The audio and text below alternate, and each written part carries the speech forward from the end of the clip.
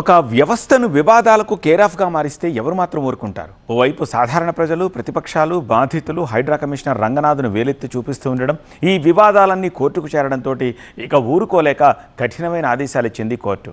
హైడ్రా కమిషనర్గా రంగనాథ్ను తొలగించండి అని ఆర్డర్స్ పాస్ చేసింది.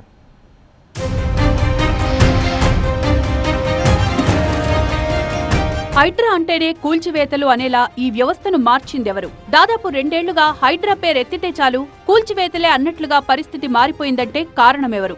అన్ని వేళ్లు హైడ్రా కమిషనర్ రంగనాథ్ వైపే చూపిస్తున్నాయి. రాజకీయ వేధింపుల సాధనంగా చట్టాన్ని అతిక్రమించే వ్యవస్థగా హైడ్రాపై ఓ వ్యతిరేక ముద్ర పడిందంటే కారణం రంగనాథే అని వినిపిస్తోంది.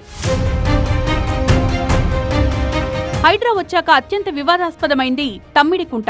నాగార్జునకు చెందిన ఎన్ కన్వెన్షన్ ను ఈ తమ్మిడికుంట FTL పరిధిలో నిర్మించారనే ఆరోపణలపై దాన్ని కూల్చివేయించారు హైడ్రా కమిషనర్ రంగనాథ్. కానీ ఆ కూల్చివేత జరిగిన ఏడాది తర్వాత కూడా ఆ చెరువు పునరుద్ధరణ చేపట్టలేదు. చెరువు FTL నిర్ధారణపై హైడ్రా ఏకపక్షంగా వ్యవహరిస్తోందని స్థానికులు సైతం ఆరోపించారు. తమ్మిడికుంటకు గతంలో ఉన్న FTL హద్దురాళ్లు పీకేసి దౌర్జన్యంగా తమ భూములను గుంజుకున్నారని, కనీసం నోటీసులు కూడా ఇవ్వలేదని రంగనాథ్ పై స్థానికులు విరుచుకుపడ్డారు.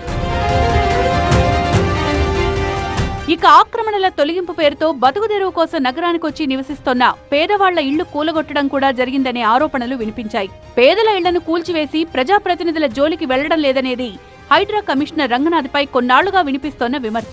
పేదలకు ఒక ప్రత్యామ్నాయం చూపించకుండానే వాళ్ల బతుకులను రోడ్డున పడేశారనే విమర్శలొచ్చాయి. దీనంతటికీ బాధ్యత వహించాల్సింది రంగనాథే అని బలంగా వాదించాయి ప్రతిపక్షాలు.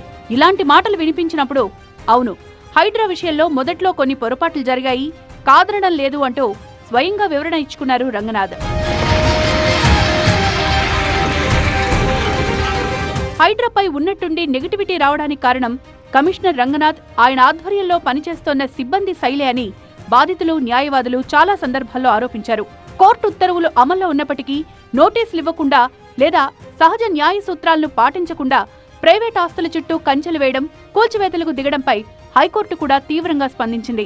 న్యాయస్థాన ఆదేశాలను ధిక్కరిస్తూ పరిధి దాటి ప్రవర్తిస్తే ఎంతటి ఉన్నతాధికారినైనా చట్టం ముందు నిలబెడతామని న్యాయమూర్తి స్పష్టం చేయడం పరిపాలనా యంత్రాంగానికి ఒక గట్టి హెచ్చరికగా మారింది. పైగా హైడ్రా అనగానే కూల్చివేతలనే పేరు పోగొట్టుకునేందుకు చెరువుల పునరుద్ధరణ చేసి చూపిస్తున్నారనే అపవాదు కూడా ఉంది రంగనాథ్ పైన. బతుకమ్మకుంట, తమ్మిడికుంటతో పాటు సున్నం చెరువు, ఉప్పల్ నల్ల చెరువు సహా 6 చెరువుల్లో అభివృద్ధి పనులు జరుగుతున్నట్లుగా చూపిస్తున్నారు. అయితే 1-2 చెరువులు తప్ప ఎక్కడా పూర్తి స్థాయిలో పనులు కాలేదనే విమర్శలున్నాయి. సేవ్ అవర్ అర్బన్ లేక్స్ సంస్థ కూడా ఓ కామెంట్ చేసింది. హైడ్రా కమిషనర్ రంగనాథ్ పై పెద్ద బాధ్యతే ఉన్నప్పటికీ దాన్ని 6 చెరువులకే పరిమితం చేసుకుంటోందని చెప్పుకొచ్చింది.